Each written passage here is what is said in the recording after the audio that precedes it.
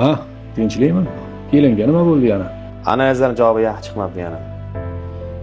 Kelin, siqilmang endi. Endi turmush qurganingizga 5 yil bo'ldi. Kimgadir 10 yilda, kimgadir 15 yilda. Berardan qismasin. Xudo xolasa yaxshi bo'lib ketadi. Siqilavermanglar. Qani? Ol.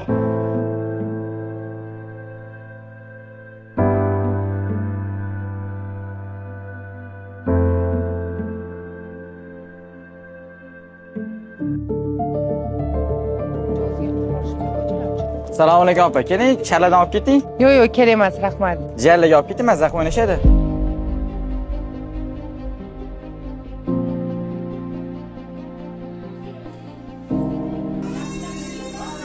Yaxshi keldingmi qizim, kiya?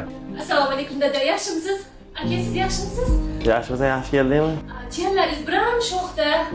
Aka, sizlarda bir yangilik bo'lib qoldimi?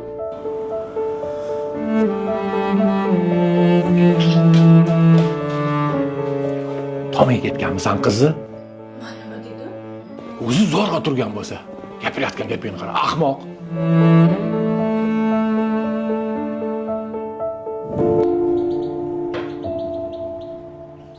Bu bizning yangi uyimiz.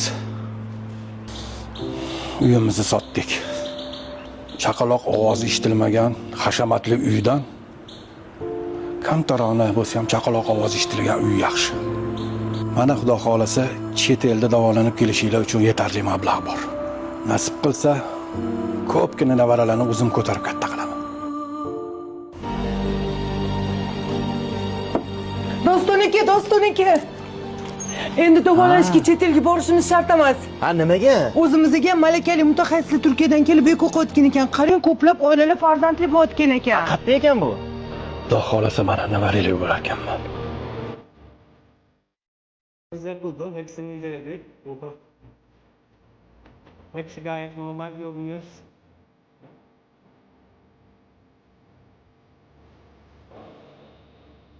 Sizlarni tabriklaymiz. Aksiyamizning birinchi g'olibiga aylandingiz. Tushunmadim, qanaqa aksiya? Qurbon hayiti munosabati bilan Turkmet Eko markazimiz aksiya e'lon qilgandik. Har 15 kunda bir viloyat ichida bir nafar bemorimizga bepul eko imkoniyati va eko muolajasi boshlagan bemorlarimizga 10% chegirma edi. Sizlar birinchi eko muolajasini bepul qo'lga kiritdingiz. Zo'r bo'pti-ya, akasi. Ana, yaxshi planimiz hali oldinda, ko'rdingmi? Yurayapti, joyga tezroq. Ketdi.